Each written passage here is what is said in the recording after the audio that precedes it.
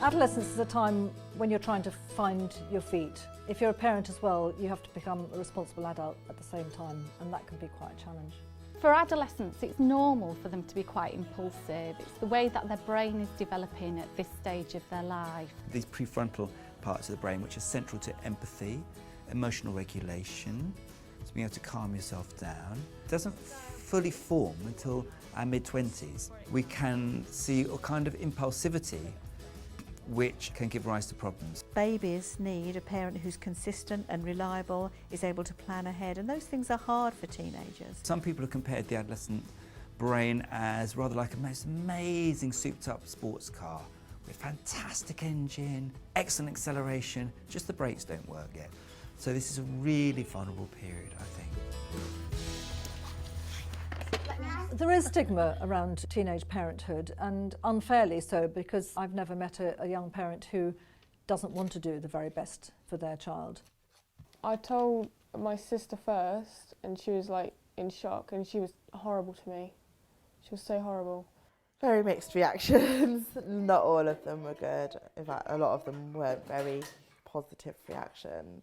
I think that the most difficult thing about the stigma is that it can sometimes make young parents very wary of accessing the services that could help them. Even like when I was giving birth, like I didn't know what to do. I wouldn't have known what to do because I didn't sign up for any antenatal classes. They may not go to children's centres because they think they might be sort of judged there. They might not go to the GP. They may keep away from the services that actually we want them to use. So it's really important that any introduction to services makes it really clear they're very welcome. It's great that they've come along, you know, that you want them to be there, so that they start to actually get more confident in using the services. If you've got a young mum who has had a very stressful early life and whose current life situation isn't good, there's not much support around, releasing a lot of stress hormone cortisol, it will give rise to birth complications, increased likelihood of difficulty of bonding post-birth. I believe I was premature. I felt like I was really disconnected from him when he was first born. I was very emotional, didn't feel like I had a real bond with him. The last 3 months of pregnancy, the brain is forming and changing quite dramatically. That's a really important time to support a mum. So a mum whose own early childhood experiences were negative, it may mean that we have to teach her these things and reward her and affirm her successes so that she can see she's getting it right. It puts my mind at rest. Once I feel a lot better, he's a lot calmer and he's a lot easier to manage and a lot more enjoyable to be around. Well, one of the things that the statistics do show around young parents is that they have much higher rates of postnatal depression and poor mental health for up to 3 years after the birth. So they seem to be more vulnerable to poor mental health than older parents.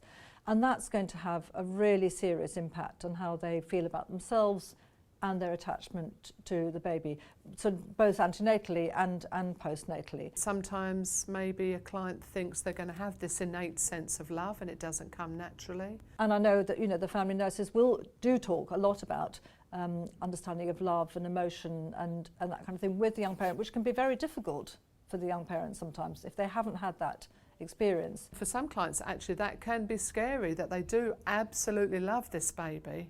And gosh, they were never quite prepared for that.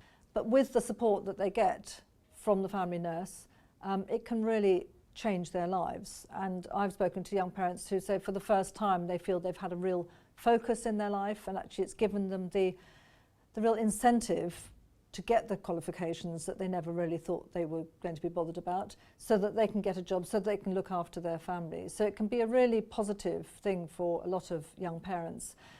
So the family nurses can really help transform the lives of those young parents, hopefully the dads as well, and for the next generation, for the children.